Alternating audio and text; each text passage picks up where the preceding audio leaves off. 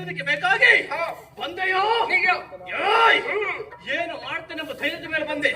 ಬಂದಂತಹ ನನಗೆ ನೀತಿಯ ಮಾತು, ನಾರಿಯಾಗಿರುವಂತಹ ನನಗೆ ರಣರಂಗ ತರವಲ್ಲ. ಅಷ್ಟ ಆಯುಧನ ಬದಿಗಿಡು, ಕೇಸರನ ಗಾಡಿಗಟ್ಟು, ನಾಲ್ಕು ಲೋಕದ ಪೀಠವನ್ನು ಎರವ